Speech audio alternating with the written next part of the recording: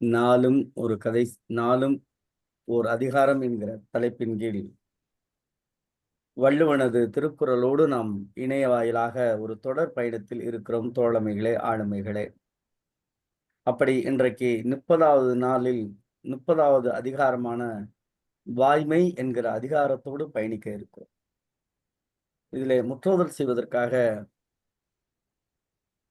புதுச்சேரியில இருக்கக்கூடிய புதுவை பல்கலைக்கழகத்திலே இளங்கலை தமிழ் 1ஆம் ஆண்டு படிக்கக்கூடிய தீபிகா அவர்கள் நம்மோடு முற்றோதல் செய்வதற்காக இணைந்திருக்கிறார்கள். இதற்கு உரைப்பொழிவு தருவதற்காக விழுப்புரத்தில் இருக்கக்கூடிய டாக்டர் எம்ஜிஆர் அரசு கலை மற்றும் அறிவியல் கல்லூரியில் கௌரவ விரிவுரையாளராக இருக்கக்கூடிய முனைவர் ராதாம்மா அவர்கள் இணைந்திருக்கிறார்கள். 2 ஆடும் வேளைகளையும் நாம் வரவேற்று நிகழ்ச்சியை தொடங்கும் முகத்தான் தீபிகா அவர்களை முற்றோதல் செய்ய வருமாறு. தீபிகா, உங்க அப்பா அம்மா பேரு சொல்லிருங்கடாமா. அப்பா பேர் ராமமூர்த்தி. நீங்க பேசுறது கேட்கலையா? கேக்குதுடாமா, சொல்றா. ராமமூர்த்தி. அம்மா பேர் சுமதி. திரு ராமமூர்த்தி ஐயா, சுமதி அவர்கள் இணையருடைய அருமை மகள் தீபிகா அவர்கள் நம்மோடு இணைந்திருக்கிறார்கள். அவருக்கு குறிப்பாக அவர் பெற்றோருக்கும் அவர் பயில்கிற அந்த பல்கலைக்கழகத்தினுடைய பேராசிரியர் பெருமக்களுக்கும் இந்த நேரத்தில் மனமார்ந்த வாழ்த்துக்களை தெரிவித்து முற்றுதல் செய்ய வருமாறு தீபிகா அவர்களை அன்போடு அழைக்கின்றோம்.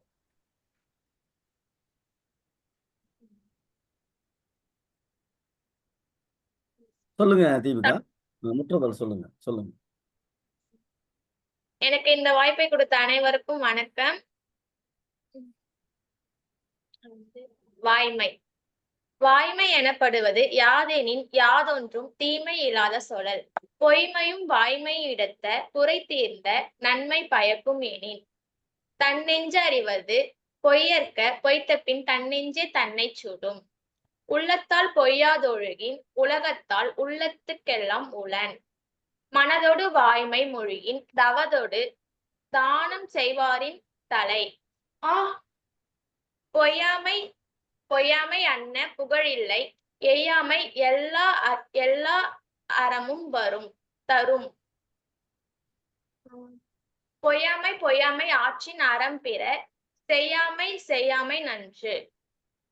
புறந்தூய்மை நீரான் அமையும் அகந்தூய்மை வாய்மையால் காணப்படும். எல்லா விளக்கும் விளக்கல்ல சான்றோருக்கு பொய்யா விளக்கே விளக்கு. யாம் மெய்யாக கன்றவற்றுள் இல்லை எனைதொன்றும் வாய்மையின் நல்ல பிற. நன்றி.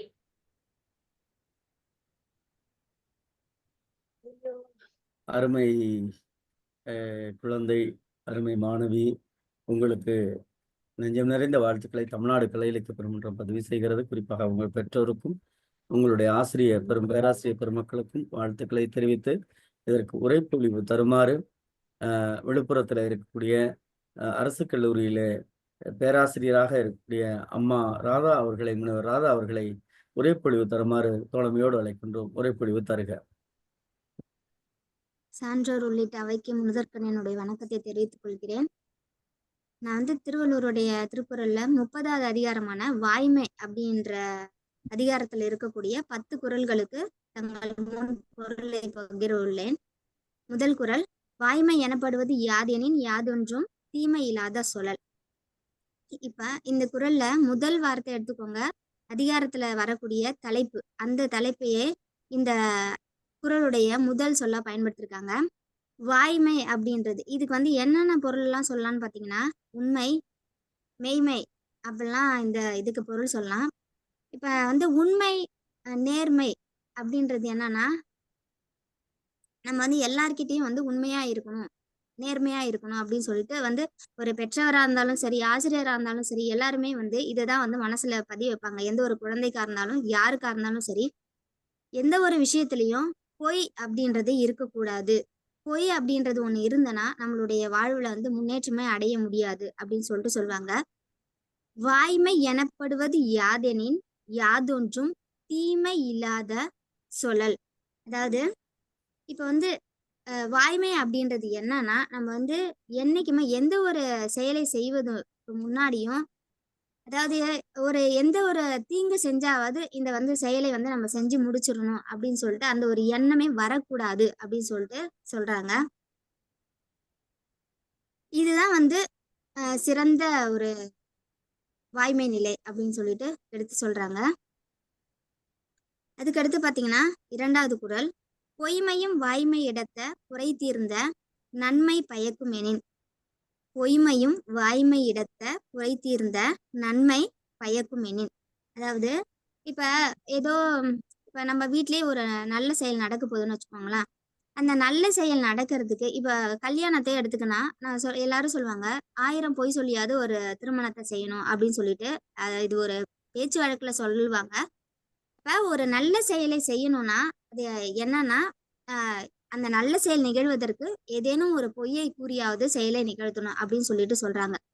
அப்ப ஒரு செயலை நம்ம வந்து ஒரு ஒரு நல்ல நிலைமைக்கு போறதுக்கோ, இல்ல நம்ம வாழ்வுல ஒரு நல்லது நடக்கிறதுக்கோ, அது வந்து அந்த பொய்யானது அடுத்தவங்கள பாதிக்கக்கூடாத நிலையில இருந்துச்சுன்னா, அந்த செயல் அந்த பொய்யானது வந்து நன்மைதான் அப்படின்னு சொல்லிட்டு சொல்றாங்க. இதுதான் 2வது குறள். 2 3வது குறள், தன்னெஞ்சு அறிவது பொய்யற்க பொய்த்தபின் தன்னெஞ்சே தன்னை சுடும். தன்னெஞ்சு அறிவது பொய்யற்க பொய்த்தபின் தன்னெஞ்சே தன்னை சுடும். இப்ப நானே இருக்கேன்னு வச்சுக்கோங்களேன். நான் வந்து ஒரு செயலை செய்ய போறேன். அந்த செயல் வந்து தவறானது அப்படின்னு சொல்லிட்டு எனக்கு தெரியுது. எனக்கு சாதகமா நான் பயன்படுத்திக்கிறதுக்காக நான் அந்த செயலை வந்து செய்யறதுக்கு முன்னாடி ஒரு தவறுதலான பொய்யை சொல்லிட்டேன். பொய்யை சொல்லிட்டு அந்த செயலை எனக்கு நான் சாதகமா நிகழ்த்திக்கிட்டேன். இப்ப வந்து நான் ஒரு விடுமுறை எடுக்கிறதுக்குன்னே வச்சுக்கோங்களேன். அதுக்கு வந்து நான் ஏதோ ஒரு செயல் செய்யறதுக்காக நான் ஒரு விடுமுறை எடுக்க போறேன்னா, ஏதோ ஒரு பொய் சொல்லி நான் விடுமுறை எடுத்துக்கிட்டேன். எடுத்துட்டு நான் அந்த செயலையும் நிகழ்த்திட்டேன். அந்த செயல்ல வெற்றி அடைஞ்சாலும் அந்த வெற்றி வந்து எனக்கு இன்பத்தை தரும்னு நினைக்கிறீங்களா? என்னை பொறுத்த வரைக்கும் அது நான் இல்லைன்னு சொல்றேன். ஏன்னா நான் ஒரு உண்மையை சொல்லி அந்த இடத்துல நான் அந்த செயலை செஞ்சு வெற்றி அடைஞ்சிருந்தேன்னா கண்டிப்பா எனக்கு வந்து சந்தோஷத்தை தந்திருக்கும். நான் வந்து பொய்யை கூறி அந்த ஒரு செயல்ல வெற்றி பெற்றதால என்னன்னா எனக்கு இன்பத்தை தரல. அப்ப இதுதான் சொல்றாங்க, பொய்ன்னு தெரிஞ்சு நம்ம என்ன பண்ணக்கூடாது, அதை சொல்லக்கூடாது. அந்த இடத்துல உண்மையை சொல்லி நம்ம வந்து வெற்றி அடையலாம். இப்ப பொய்ன்னு சொன்னதாலதான் அது என்ன பண்ணுச்சுன்னா, என்னை போட்டு அறுத்துக்கிட்டே இருந்தேன். நான் வந்து அந்த இன்பத்தை அடைய முடியாத அளவுக்கு நான் சொன்ன பொய்யானது என்னை வந்து வருத்தப்பட வச்சுது அப்படின்னு சொல்லிட்டு சொல்றதுதான் இந்த 3வது குறள். 4 உள்ளத்தால் பொய்யாது ஒழுகின் உலகத்தார் உள்ளத்துள் எல்லாம் உள்ளத்தால் பொய்யாது ஒழுகின் உலகத்தார் உள்ளத்துள் எல்லாம் உளர்.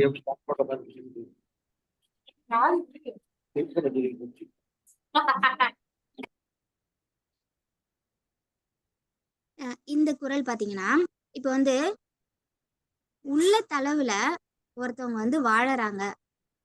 இவங்களுக்கு இந்த குறளுக்கு உதாரணமா நம்ம எல்லாரும் தெரிஞ்ச ஒருத்தரை சொல்லலாம். யாருன்னு பாத்தீங்கன்னா ஹரிச்சந்திரன். இப்ப யாரா இருந்தாலும் யாருக்கா இருந்தாலும் பொய் சொல்லாதவங்க அப்படின்னு சொல்லிட்டு அதாவது உண்மையே பேசுபவன் அப்படின்னு சொல்லிட்டு அதுக்கு ஒரு உதாரணமா யார சொல்லுவோம்னா ஹரிச்சந்திரன் சொல்லுவாங்க. இப்ப ஹரிச்சந்திரனை உதாரணம் சொல்ற அளவுக்கு அவர் வந்து எல்லாரோட மனதிலையும் பதிஞ்சிருக்காரு இல்லைங்களா? அப்ப இந்த ஒரு குறளுக்கு வந்து சாதகமா நம்ம வந்து அவரோட பேரை சொன்னாலே இந்த குறளோட பொருள் புரிஞ்சிடும் அப்படின்னு சொல்லிட்டு இந்த குறளுக்கு சொல்லலாம். அடுத்து பாத்தீங்கன்னா, மனத்தோடு வாய்மை மொழியின் தவத்தோடு தானம் செய்வாரின் தலை. மனத்தோடு வாய்மை மொழியின் தவத்தோடு தானம் செய்வாரின் தலை. அதாவது அவங்க வந்து இதுக்கு என்ன சொல்ல வராங்கன்னு பாத்துக்கோங்கன்னா, அந்த உலகத்துல நிறைய பேரு தான தர்மம் அப்படின்னு சொல்லி 500 மாத்தி விட்டேன். இந்த உலகத்துல சரிங்க ஐயா, இந்த உலகத்துல தான தர்மம் செய்யறவங்க வந்து பல பேரு இருக்காங்க அப்படின்னு சொல்லிட்டு சொல்றாங்க. இப்ப அந்த தானம் தர்மம் செய்வதால அடையக்கூடிய பலன்கள் இருக்கு பாத்தீங்களா? அந்த பலனை நம்ம வந்து எதனால அடையலாம்னு பாத்தீங்கன்னா, நீங்க வந்து இந்த உலகத்துல உண்மை மட்டும் பேசக்கூடியவங்களா இருந்தீங்கன்னா அந்த நிறைய அறச்செயல்கள் மூலயமா தான தர்மம் செய்யறது மூலயமா பல தவம் மேற்கொள்றது மூலமா அடையக்கூடிய பலனை நம்ம தானாகவே அடையலாம் அப்படின்னு சொல்லிட்டு சொல்றாங்க. அதுதான் இது. அடுத்தது பாத்தீங்கன்னா 6வது திருக்குறள், பொய்யாமை அன்ன புகழில்லை எய்யாமை எல்லா அறமும் தரும். பொய்யாமை அல்ல புகழில்லை எய்யாமை எல்லா அறமும் தரும். இப்ப வந்து யாரா இருந்தாலுமே ஒரு இப்ப சின்ன பசங்களை எடுத்துக்கோங்கன்னு வச்சுக்கோங்களேன். இப்ப ஒரு தவறை செஞ்சுட்டாங்க. அந்த தவறுல இருந்து தப்பிக்கணும்னா அது அம்மாவா இருந்தாலும் சரி, இல்ல பள்ளிக்கூடத்துல ஆசிரியரா இருந்தாலும் சரி, நீ வந்து இந்த தவறை பண்ணியா அப்படின்னு சொல்லிட்டு கேட்டோம்னா எந்த ஒரு குழந்தையும் முதல்ல எடுத்த உடனே என்ன பண்ண மாட்டாங்க, ஒத்துக்க மாட்டாங்க. அடுத்த அடுத்த நிமிடமே அவங்க வாயில இருந்து வர்றது பாத்தீங்கன்னா என்னன்னா, நான் இந்த செய்யல அப்படின்னு சொல்லிட்டு தான் அந்த இடத்துல வரும். ஒரு சில குழந்தைகள் தான், ஆமா நான் இந்த தவறை பண்ணிட்டேன், என்னை மன்னிச்சிடுங்க அப்படின்னு சொல்லிட்டு கேட்பாங்க. சரிங்களா? இப்ப வந்து யாரா இருந்தாலுமே சரி, ஒரு தவறு செஞ்சுட்டாங்கன்னா அந்த தவறுல இருந்து தப்பிக்கிறதுக்கு முதல்ல சொல்றது என்னன்னா பொய். அந்த பொய் தான் இருக்கக்கூடாது. நீ அந்த பொய் சொல்லாம இருந்தீன்னா, அதாவது உண்மைய சொல்லி நான் தான் இந்த தவறை செஞ்சேன் அப்படின்னு சொல்லிட்டு உண்மையை சொல்லிட்டோம்னா நம்ம அறம் செய்தவர்களோட இடத்துல, அதாவது ஒரே நிமிடம். அம்மா நீங்க பேசுங்கம்மா, நீங்க பேசுங்கம்மா. அம்மா நீங்க பேசுங்க. எனக்கு கொஞ்சம் இந்த மைக்க கோ-ஹோஸ்ட் கொடுக்கலாம். கொஞ்சம் இது இதா இருக்கு. ஏன்னா நானே மியூட் பண்ற கொஞ்சம் சிரமமா இருக்கு. கோ-ஹோஸ்ட் கொடுத்து நீங்க கண்டினியூ பண்ணுங்கம்மா. சரிங்க. அரண் செய்வதால அடையக்கூடிய பலன்களை எல்லாம் பொய் பேசாம இருந்தா நம்ம வந்து அடையலாம் அப்படின்னு சொல்லிட்டு சொல்றாங்க. அடுத்தது, பொய்யாமை பொய்யாமை ஆற்றின் அறம் பெற செய்யாமை செய்யாமை நன்று. பொய்யாமை பொய்யாமை ஆற்றின் அறம் பெற செய்யாமை செய்யாமை நன்று. என்னன்னா, பொய்யாமை பொய்யாமை நம்ம வந்து இந்த உலகத்துல சிறந்த அறம் செய்தவங்களோட இடத்துல நாம வந்து சாதாரண ஒரு மனுஷங்க தான். நாமளும் அறம் செய்த பெரியவர்களோட இடத்துல அவங்களுக்கு சரிசமமா இருக்கணும்னா நம்ம எந்த ஒரு செயலை செஞ்சா, எந்த ஒரு அறச்செயல்களும் நம்ம செய்ய தேவையில்ல. அதுக்கு பதிலா எது ஒண்ணு செஞ்சா மட்டும் போதுன்னு பாத்தீங்கன்னா பொய். அந்த பொய்யை மட்டும் பேசாம இருந்தோம்னா, நம்ம வாழ்க்கையில பொய் அப்படின்ற ஒண்ணை மட்டும் பயன்படுத்தாம இருந்தோம்னா நம்ம வந்து அறச்செயல்கள் செய்த அந்த பெரியவர்களோட நிலையிலேயே நம்மளும் கருதப்படுவோம் அப்படின்னு சொல்லிட்டு சொல்றாங்க. அடுத்து 8, புறந்தூய்மை நீரால் அமையும், அகந்தூய்மை வாய்மையால் காணப்படும். புறந்தூய்மை நீரால் அமையும், அகந்தூய்மை வாய்மையால் காணப்படும். அதாவது இப்ப நம்ம இது வந்து எல்லாருக்குமே இது அந்த குறளின் மூலியமாவே தெரிஞ்சிடும். நம்ம என்ன பண்ணுவோம், தினமும் தூய்மையா காணப்படணும் அப்படின்றதுக்காக ஒரு சிலர் என்ன பண்ணுவாங்கன்னா 2 வேளை வந்து நீராடுவாங்க. காலை மாலை 2 வேளையும் நீராடுவாங்க. அந்த நீராடுவதால நம்மளுடைய புறத்தே இருக்கக்கூடிய உடல்ல புறத்தே இருக்கக்கூடிய அழுக்கானது எப்படி, மாசானது எப்படி நீங்குதோ அதே மாதிரி உள்ளத்துல இருக்கக்கூடிய மாசு, இப்ப வந்து அந்த உள்ளத்துல மாசு அப்படின்றது என்ன பண்ணாது, தானா வந்துடாது. நம்ம வந்து ஏதோ ஒரு குற்றம் செஞ்சா அந்த குற்றத்தோட ஒரு தண்டனை, அந்த குற்றத்தோட வழியாதான் என்னன்னா நம்ம உள்ளத்துல மாசு இருக்கும் அப்படி சொல்லிட்டு சொல்லுவாங்க. அப்ப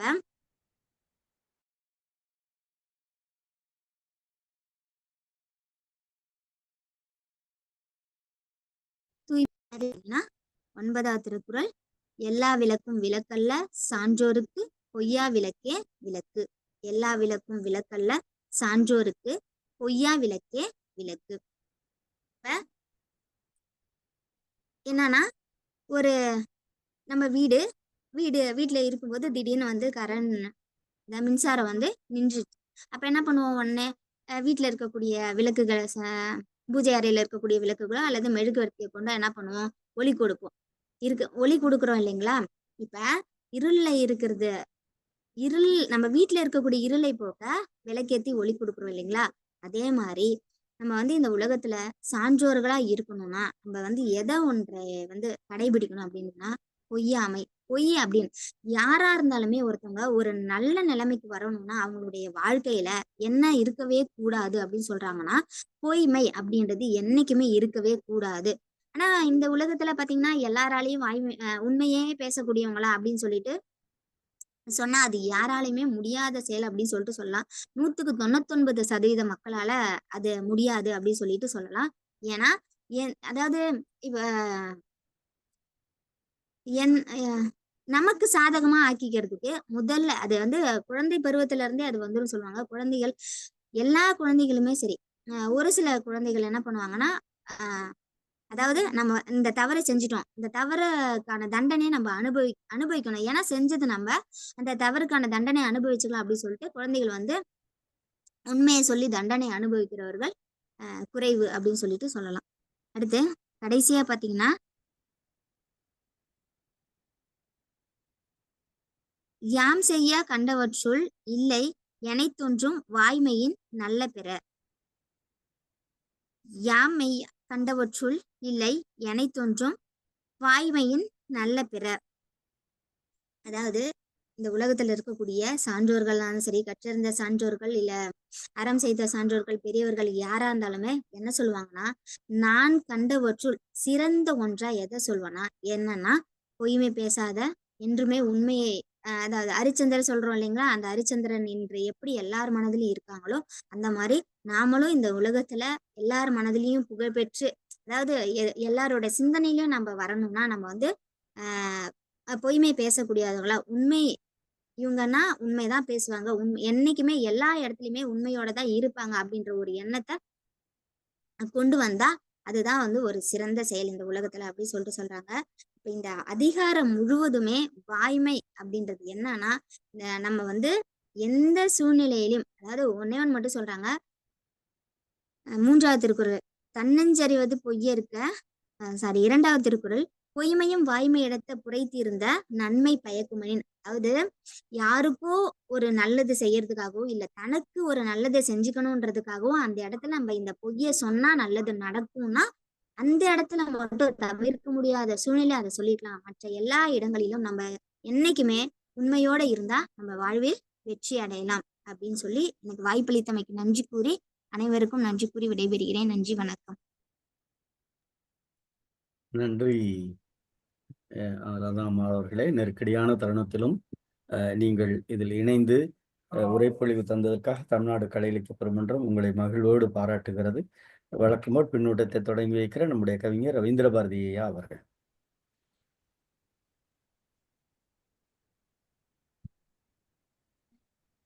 அன்பான தோழமை நெஞ்சங்கள் அனைவருக்கும் என்னுடைய அன்பு வணக்கம். இன்றைக்கு 30வது நாள் வாய்மை என்ற அதிகாரத்தை நாம் இன்றைக்கு பகிர்ந்து கொண்டு இருக்கிறோம். தமிழ்நாடு கலை இலக்கிய பெருமன்றம் தமிழுக்கு செய்யக்கூடிய மிகப்பெரிய தொண்டு இந்த வள்ளுவத்தை, திருக்குறளை இணையதளம் வாயிலாக நாம் எடுத்துச் செல்கிறோம். இந்த இணைய வழி கூட்டத்தின் வாயிலாக உலக தமிழர்களுக்கெல்லாம் நாம் மிகப்பெரிய தொண்டை செய்து கொண்டிருக்கிறோம். அதற்காக காரணமான நம்முடைய கலை இலக்கிய பெருமன்ற பொறுப்பாளர்களுக்கு என்னுடைய வாழ்த்துக்களும் அன்பையும் நன்றியையும் தெரிவித்துக் கொள்வதோடு, வாய்மைனா என்ன? வாயிலிருந்து பேசக்கூடிய சொற்கள் உண்மையாக இருக்க வேண்டும். உண்மைனா என்ன? உள்ளத்தில இருந்து சிறிது கூட பொய்யில்லாமல் வருவது உண்மை. உள்ளத்திலிருந்து வருகின்றது உண்மை. அதான் பாரதி சொன்னான், உள்ளத்தில் உண்மையொளி உண்டாயின் வாக்கினிலே ஒளி உண்டாகும். உள்ளத்துல உண்மை இருந்தாதான் வாயில உண்மை வரும். உள்ளத்துல நினைக்கிறதே உண்மை. அது உண்மை தவிர வேற எதுவும் நினைக்கக்கூடாது. அந்த உண்மை வாயினால் வருகிற பொழுது அது வாய்மையாகிறது. வாயினால் வரக்கூடியது வாய்மை, உள்ளத்திலே உருவாவது உண்மை. அப்போ உண்மையைத்தான் நினைக்கணும், உண்மையைத்தான் பேசணும். வாயினால் பேசக்கூடிய சொற்கள் எல்லாம் உண்மையான சொற்களாக இருக்க வேண்டும். ஆனா வள்ளுவர் ரொம்ப யதார்த்தவாதி. வாழ்க்கையை ரொம்ப அழகாக பரிசீலித்தவர், பார்த்தவர், உணர்ந்தவர், அனுபவித்தவர். அதனால நம்ம கண்டதெல்லாம் உண்மை கண்டதெல்லாம் அப்படியே சொல்லிக்கிட்டு இருந்தா சில சமயங்கள்ல பெரிய பிரச்சனை ஆயிடும். இப்போ எங்க வகுப்புல நான் மாணவர்களுக்கு சொல்லுவேன், ஒரு குடிகாரன் மனைவியை குடிக்கிறதுக்கு காசு கேட்கறான், பணம் கேட்கறான், கொடுக்க மாட்டேன்றாவோ. உன்னை இல்லை குழந்தைகளால எப்படிடா படிக்க வைக்கிறது, நான் எப்படி உனக்கு தினம் உனக்கு முடிச்சு அவுத்துக்கிட்டே இருந்தா என் வாழ்க்கை என்ன ஆகுதுன்னு சொன்ன உடனே அவன் கொடுவாள் எடுத்து துரத்துறான். வெளியே ஒரு ஆசிரியர் பத்திரிகை படித்துக் கொண்டு வீட்டுக்கு உட்காந்துக்கிறார். அது கதவை திறந்து வச்சு உட்காந்துக்கிறாரு. இந்த பொண்ணு திடுதிடுன்னு உள்ள ஓடி கதவை சாத்திக்கிறான். அவன் வர்றவன், யோ இங்க ஒரு பொம்பளை வந்தாளா உள்ளோ அப்படின்னு கேட்கறான். ஆசிரியர் என்ன சொல்லணும்? அவர் உண்மையே பேசக்கூடிய திருக்குறளை படித்தவர் என்ன சொல்லணும்? ஆமாப்பா உள்ளதான் போயிருக்கிறானா, அவ கதி என்ன ஆகும்? இழுத்துட்டு முடியை பிடிச்சிட்டு இருந்து ஒரே வெட்டக்கூட வெட்டி விடுவாங்க குடிகார பையன். அப்போ அவருடைய உயிரை காப்பாற்ற வேண்டுமானால் பொய் சொல்ல வேண்டியாக வேண்டும். அதுதான் குறை தீர்ந்த குற்றமற்ற ஒரு நல்ல செயலை விளைவிக்குமானால் பொய்யும் வாய்மை இழத்த, பொய்யும் கூட உண்மையாக ஆயிடும் அப்படின்னு நான் விளக்குவேன். அந்த மாதிரி பிறருக்கு குற்றமில்லாத நன்மையை தரக்கூடியதாயின் வரக்கூடிய சூழ்நிலையில் பொய் பேசுவதும் தவறல்ல. இந்த உண்மையை பத்தி இந்த வள்ளுவர் என்னையா அழகா சொல்றார். வாய்மை, வாயில் வரக்கூடிய சொல்லெல்லாம் உண்மையாக இருக்க வேண்டும், அதனால்தான் இது வாய்மை. வாய்மை எனப்படுவது யாதெனின் யாதொன்றும் தீமை இல்லாத சொல்லல். வாய்மைனா உண்மை. உண்மை என்பது என்னன்னா, யாருக்கும் எந்த விதத்திலும் தீங்கு தராத சொற்களை பேச வேண்டும். சொல்லுதாங்க எல்லாம் இருக்குது. வாயில வண்ணங்கட்டு போறான்னு சொல்லுவாங்க.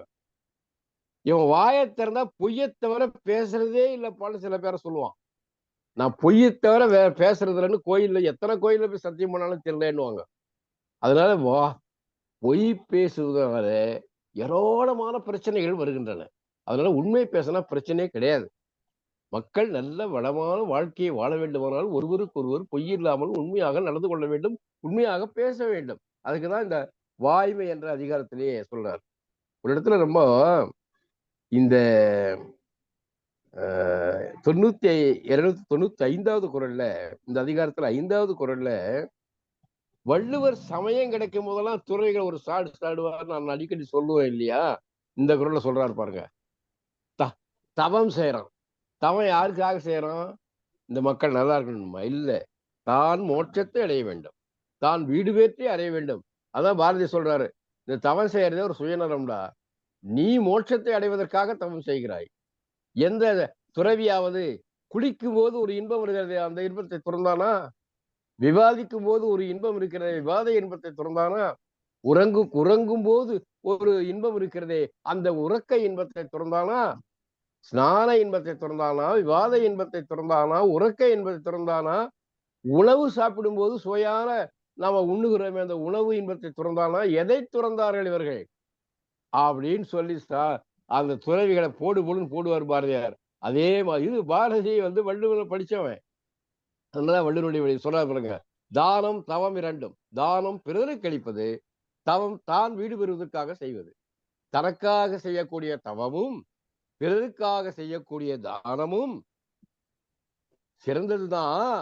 ஆனா எதுக்கு பின்னாடி இந்த வாய்மை பேசுவதற்கு, உண்மை பேசுவதற்கு முன்னாடி இவையெல்லாம் தாழ்ந்து போயிடுதுன்றார். அப்போ துறவிகளையும் சமயம் கிடைக்கும் போதெல்லாம் அவங்க அட்டகாசம் அதிகமா இருக்குது வள்ளுவர் காலத்துல. அத போலி துறவிகளுக்கு ஒரு அதிகாரமே போட்டாருல்ல. இப்படி உண்மையை சொல்லுகிற, உண்மையின் பெருமையை சொல்ல வருகிற வள்ளுவர் தானம் தவம் கூட இந்த உண்மை பேசுவதற்கு பின்னால்தான் ஏன்றார். நான் எவ்வளவோ நூல்களை படித்திருக்கிறேன், எவ்வளவோ அறிஞர்களை வாய்த்திருக்கிறேன், எத்தனையோ நூல்களை அறிந்து ஆராய்ச்சி பண்ணியிருக்கிறேன். ஆனால் எந்த நூலிலும் உண்மையை தவிர மிகச் சிறந்தது எதுவுமே கிடையாது என்பதை அறிந்து கொண்டேன். அப்போ உண்மைதான் உயர்ந்தது. காந்தியடிகள் கூட சொல்லுவாரு, உண்மையை தவிர தெய்வம் வேறு இல்லை, உண்மையே தெய்வம், அறிவே தெய்வம்னு பாரதி கூட சொல்லுவான். அதனால வள்ளுவர் இந்த உண்மையினுடைய ஏன் மனுஷனுக்கு சொல்றாரு? மற்ற உயிரினங்களுக்கெல்லாம் பொய் பேச அதுக்கு அது எது ஊழையிடும், கத்தும், கர்ஜிக்கும், கோபம் தான் சீரும். ஒரு மொழி என்கிற அருமையான கருவியை படைத்திருக்கிறார். உள்ளத்தில் உள்ள கருத்துக்களை எல்லாம் வெளியே சொல்வதற்காக அதை பயன்படுத்துகிறார். அவன் பயன்படுத்துகிற பொழுது மறைத்தும் பேசுவான், வெளிப்படையாகவும் பேசுவான். மறைத்து பேசாதே. உண்மை பேச தெரிந்தவனும் பொய் பேச தெரிந்தவனும் தான் மனிதன். அப்போ ரெண்டும் தெரிந்த மனிதன் உண்மையைத்தான் பேச வேண்டும் என்பதற்காகத்தான் இந்த வாய்மை என்ற அதிகாரம் எழுதியிருக்கிறார். கம்பன் சொல்லுவானே, உண்மை இல்லை பொய் உரையிலாமையார். அந்த நகரத்துல, அயோத்தி நகரத்துல உண்மைன்றதே கிடையாது. ஏன்னா யாரும் பொய் பேசுறதே இல்லை. அப்ப உண்மைக்கு மதிப்பு இல்லை. என்ன அழகா சொல்றான் பாருங்க, ஒரு கற்பனை பாருங்க. அவனுக்கு பொய்யே இல்லாத ஒரு ஊர் இருந்தா, ஒரு நாடு இருந்தா, ஒரு உலகம் இருந்தா, ஒரு நகரம் இருந்தா எப்படி இருக்கும்? அதான் வள்ளுவம் எவ்வளவு அருமையான வாழ்க்கைக்கு வழிகாட்டுகிறது. இந்த 10 குறளையும் மிக அழகாக சொல்லிய, கருத்துக்களை சொல்லிய நம்முடைய ராதா அம்மா அவர்களுக்கு என்னுடைய வாழ்த்துக்களும் அன்பும் நன்றியும். அதே போல அந்த நம்முடைய மகள் தீபிகா அந்த 10 குறளையும் முற்றோதல் செய்தார்கள். அதுவும் நல்லா இருக்கு. இது மிக முக்கியமான அதிகாரம், வாய்மை. இந்த வாய்மை புரைதீர்ந்த பொய் கூட புரைதீர்ந்ததுன்னா அதான் சமயம். அதாவது சூழ்நிலைக்கு ஏற்றவாறு புரிந்து கொள்கிற பக்குவம். அதான் வள்ளுவர்கிட்ட இருக்குது. இது அழகான இந்த அதிகாரத்தை முற்றோதல் செய்த பொழிவு செய்த அனைவருக்கும் என்னுடைய அன்பு நன்றி வாழ்த்துக்கள். நம்முடைய நெறியாளர் பார்த்து கொண்டே இருக்கிறார். முடித்துக் கொள்கிறேன். நம்ம சிறப்பான நாள் இது. எல்லோருக்கும் என்னுடைய அன்பும் நன்றியும் வாழ்த்துக்களும். வணக்கம். நன்றி கவிஞர் அவர்களே. அடுத்ததாக தோழர் சுப்பிரமணியன் அவர்கள். அன்பான தோழர்கள் அனைவருக்கும் வணக்கம். இன்னைக்கு முற்றோதல் செய்த மாணவி தீபிகா அவர்களின் குரல் ரொம்ப இனிமையா இருந்துச்சு. நல்லா குரலை சொன்னார். அவருக்கு முதலில் பாராட்டுகளும் வாழ்த்துக்களும். அடுத்து உரையாளர் முனைவர் ராதா அவர்கள் ரொம்ப யதார்த்தமா பேசினார். பேச்சு வழக்கிலே பேசினாப்புல. அது சொந்த நடை, சொந்த உரை ரொம்ப அருமையா இருந்துச்சு. அவருக்கும் பாராட்டுகளும் வாழ்த்துக்களும். இதுல வாய் அப்படின்னாலே என்ன பொருள்னா வழின்னு பொருள். உணவு உள்ளே செல்வதற்கு ஒரு வழி, அதே மாதிரி சொற்கள் வெளியே வருவதற்கு ஒரு வழி. ஆனா அந்த சொல்ல பாரு, நம்ம தமிழர்கள் ஒவ்வொரு சொல்லையும் அந்த வேர் சொல்லுங்கிறத வச்சு அவ்வளவு அருமையா கண்டுபிடிச்சிருக்காங்க. வாய் வாய் வாய்மையே பேச வேண்டும் அப்படிங்கிற அர்த்தத்துலதான் வாயினே பேர் வச்சிருக்காங்க. வாய் என்பது வாய்மையே பேச வேண்டும். ரொம்ப அருமையான சொல். இந்த அதிகாரத்துல இன்னும் நிறைய பேசலாம். உண்மை ஹரிச்சந்திரன் சொன்னாங்க. ஆனா அந்த அந்த ஒரு நாடகத்தை பார்த்துட்டு காந்திஜி உண்மையே வாழ்நாள் முழுவதும் கடைபிடித்தார் அப்படின்னு சொல்றது ஒரு இதுதான். அதாவது நல்லதை பார்த்து கற்றுக்கொள்பவர்கள் நல்லவர்களா இருப்பாங்க. அதே சமயத்தில் கெட்டதை பார்த்து கற்றுக்கொள்பவர்கள் கெட்டவங்களா இருப்பாங்க. இப்ப குழந்தை குழந்தை உள்ளம் ரொம்ப தூய்மையான உள்ளம். பொய்யுங்கிறே தெரியாது. உண்மை அது எப்போதும் உண்மையை தான் பேசணும்.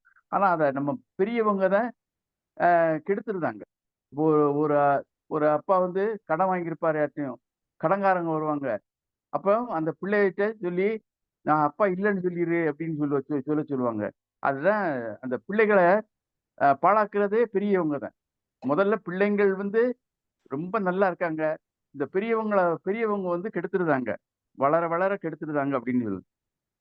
இதை வச்சு திருவள்ளுவர் அந்த கண்ணதாசன் ஒரு பாடல், அது ரொம்ப அருமையா இருக்கும். உள்ளம் என்பது ஆமை, அதில் உண்மை என்பது ஊமை. எவ்வளவு அருமையா இருக்குன்னு பார்த்தீங்களா? உண்மை வெளியே வரவே செய்யாது. ஊமைகிட்ட இருந்து சொல்லு வருமா? அத மாதிரி அயோக்கியர்கள்ட்ட இருந்து உண்மையே வராது அப்படிங்கிறத ரொம்ப அழகா இந்த பாடல்ல வடித்திருக்கிறார். இல்ல திருவள்ளுவர் ஒண்ணு சொல்லியிருக்கார் ஒண்ணு, தன்னஞ்சறிவது பொய்யிற்க பொய்த்த பின் தன்னெஞ்சே தன்னை சுடும். எவ்வளவு உளவியல் அறிஞரா இருந்திருக்கார் திருவள்ளுவர். அந்த தன்னெஞ்சே தன்னை சுடும். இப்ப பொய் பேசிட்டேன்னா அந்த பொய் உள்ளத்தை அப்படியே அரிச்சுக்கிட்டு இருக்கும் அப்படிங்கிறத ரொம்ப அழகா சொல்லியிருக்காரு. அப்புறம் அடுத்து ஒரு பாடல், எல்லா விளக்கும் விளக்கல்ல சான்றோருக்கு பொய்யா விளக்கே விளக்கு. இந்த இடத்துல வள்ளலார் தான் ஞாபகம் வருது.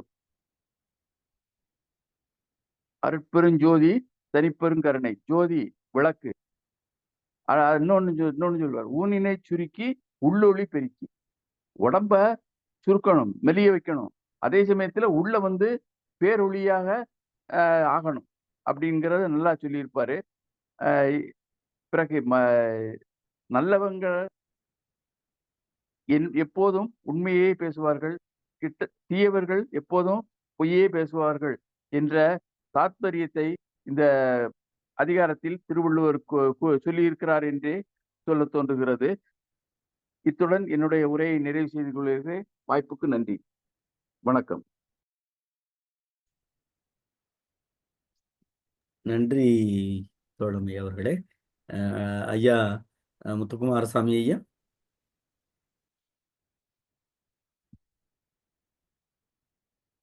ஐயா இருந்தீங்களே?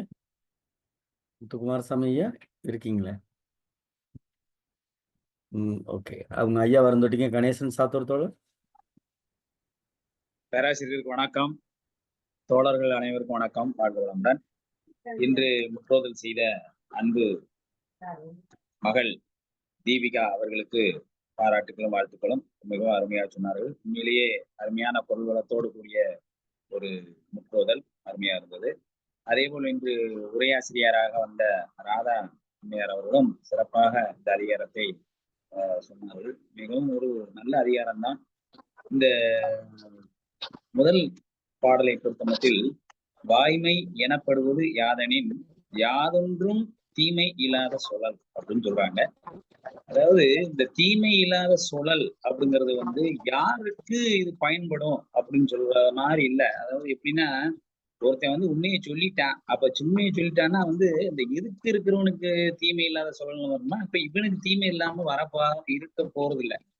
ஒண்ணும் இல்ல, ஒரு ரவுடி வந்து ஒருத்தனை போட்டு அடி மிதிச்சுட்டு இருக்கான். இவன் நேர பார்த்து உண்மையை சொல்லிட்டான். அப்ப உண்மையை சொன்னா அந்த ரவுடி சும்மா இருக்க போறானுங்க, இவனையும் போட்டு வெளுத்துவான். அப்ப இந்த இடத்துல வந்து சொன்னவனுக்கு தீமை வந்துகிட்டு தான் இருக்கும்.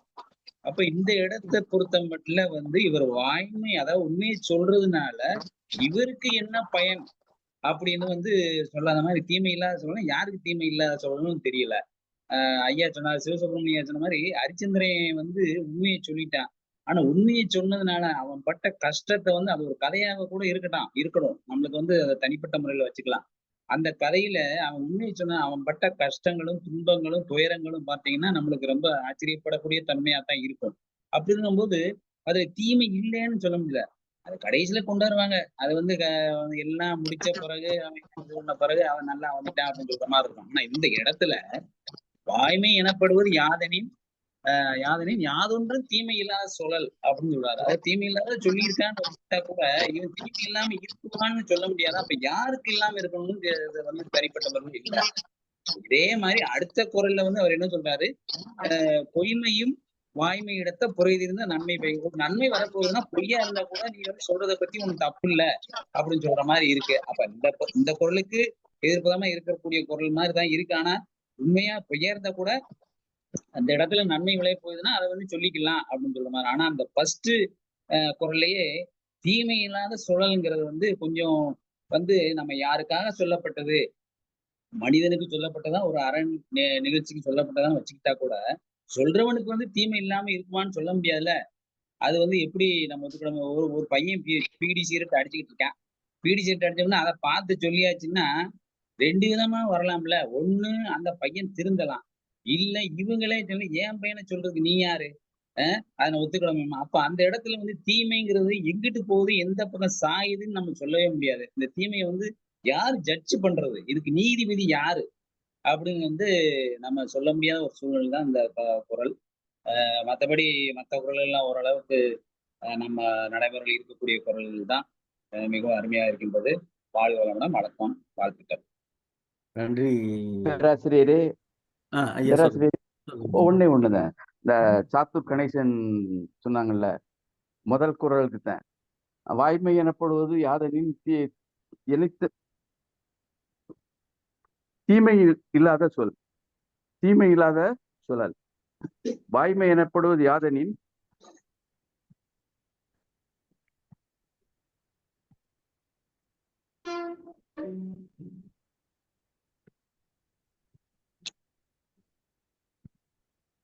யாதொன்றும் தீமை இல்லாத சொல். அதாவது உண்மைக்கு இலக்கணம் வகுத்திருக்கிறார் திருவள்ளுவர்.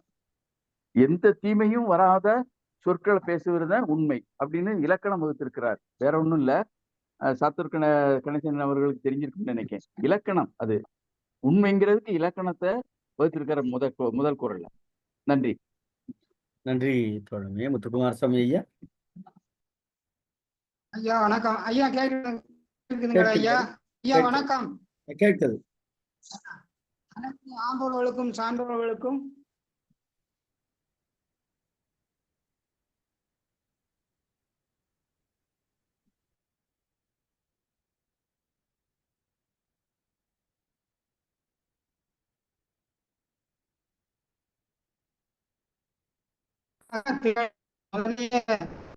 மன்னிச்சுக்கோங்கன்னு சொன்னாங்க. அது சொல்லியிருக்க கூடாது, இருந்தாலும் அது பணிவுடைமையை காமிக்கும்.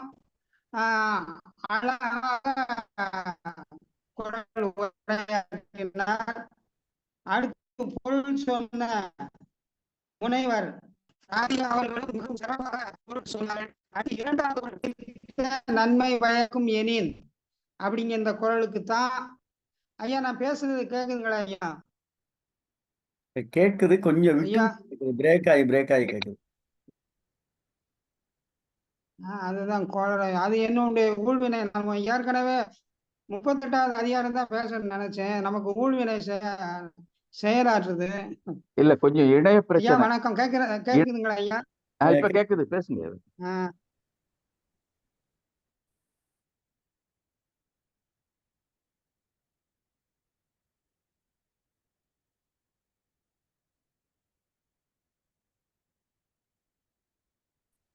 பொய்யும் சொல்லலாம், பொய்யும் அரசாங்கதாக இருக்கும் என்றால் சொல்லலாம் அப்படின்னு சொல்றாங்க.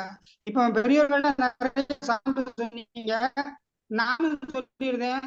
ஒரு குழந்தை உணவு அப்ப நம்ம என்ன சொல்லுவோம், புடிச்சிட்டு போயிடுவான்.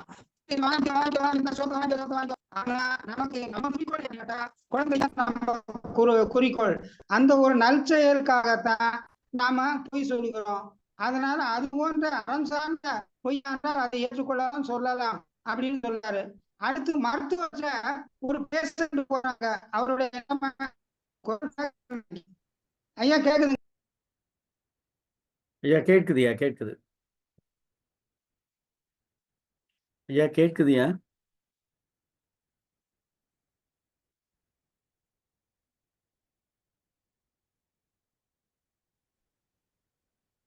ஐயா ஐயா எனக்கு கேட்குது. இளையத நான் வந்து ரொம்ப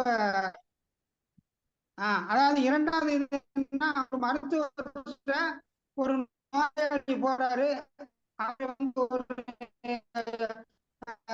ஒரு கடைசி கட்ட காலநிலையில இருக்கிறாரு அப்படின்னு மருத்துவர் இவருக்கு வந்து செய்ய முடியாது. ஆனா திரும்ப பரிசோதிச்சு பாக்குறாரு, அந்த நிலைமை தான் இருக்கு.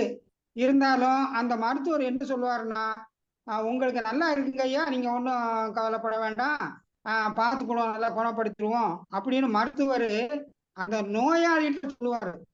ஆனா அவர் சம்பந்தப்பட்ட ஆள்கிட்ட இது கவலைக்கிடமா தான் இருக்கு அப்படின்னு தான் சொல்லுவாரு. நான் அந்த நோயாளிகிட்ட போய் நான் உண்மையை சொல்லுறேன் அப்படின்னு, நீ 2 நாளையில செத்து போயிடுவேன்னு எந்த மருத்துவரும் சொல்ல மாட்டாங்க. ஏன் அப்படி?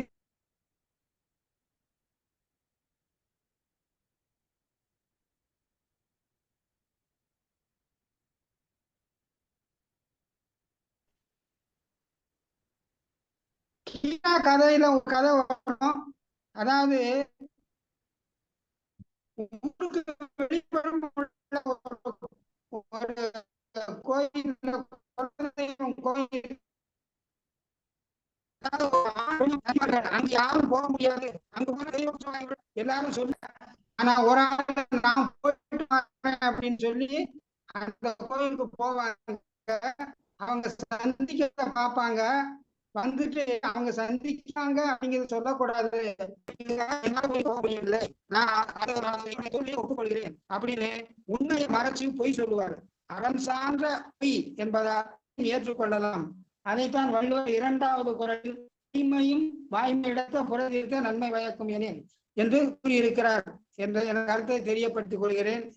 இளையதாம் எனக்கு மிகவும் கொடுக்கிறது. வணக்கம். நன்றி ஐயா, மிக்க மகிழ்ச்சி. வேற யாராவது இருக்கீங்களா? ஐயா நான் சொல்லலாமா? யாருங்கய்யா? சதீஷ், சொல்லுங்க சதீஷ். சொல்றேன் ஐயா. நன்றிங்க ஐயா, நிறைவு செய்ய. நன்றிங்க ஐயா, நிறைவு. சதீஷ் பேசுங்க. அனைவருக்கும் வணக்கம். இன்றைய தலைப்பு வாய்மை. வாய்மை எனப்படுவது யாதெனின், யாதொன்றும் தீமை இல்லாத சுழல். முதலில் வாய்மை என்றால் என்ன? ஒருவருக்கு எள் முனையளவு கூட தீமை விளைவிக்கும் சொற்களை பயன்படுத்தக்கூடாது. எள்ளே மிக சிறிய தானியம். அந்த தானியத்தின் முனையளவு கூட ஒருவருக்கு தீங்கு விளைவிக்கக்கூடிய சொற்களை பயன்படுத்தக்கூடாது என்று கூறுகிறார் திருவள்ளுவர். வாய்மையை கடைபிடிப்பதால் ஒருவருக்கு ஏற்படும் நன்மைகள் என்னவென்றால், 1. தூய்மையான உள்ளம். உடலில் இருக்கும் அழுக்கு நீரில் குளித்தால் சுத்தமாகிவிடும். அட, குளிக்க நேரம் இல்லை என்றாலும் பரவாயில்லை, வாசனை திரவியத்தை வைத்து சமாளிக்க முடியும். ஆனால் உள்ளத்தில் இருக்கும் அழுக்கை யார் போக்குவது? அதற்கான வாசகமும் எங்கே கிடைக்கும்? அதான் நம் திருவள்ளுவரிடம் இருக்கின்றதே. புறம் தூய்மை நீரான் அமையும், அகம் தூய்மை வாய்மையால் காணப்படும்.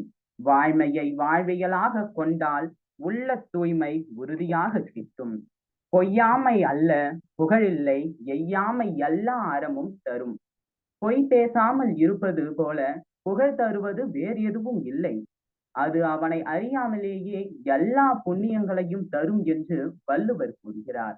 உதாரணம், சாதாரண மனிதரான காந்தியடிகள் அகிம்சையை வாய்மையாக பின்பற்றியதால் நமக்கு மகாத்மாவானார்கள், நமக்கு சுதந்திரத்தையும் பெற்று தந்தார்கள்.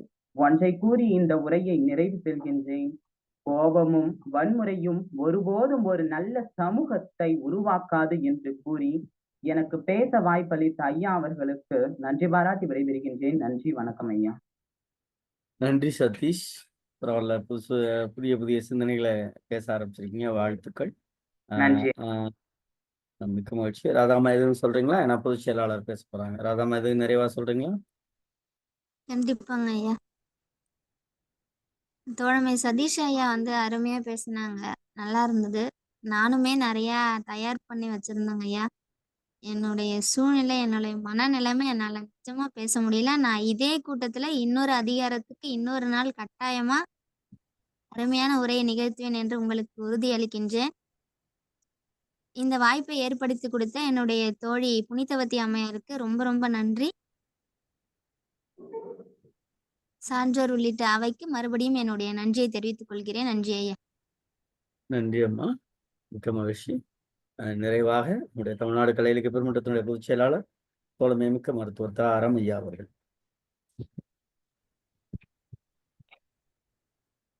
தோழர்கள் அனைவருக்கும் வணக்கம்.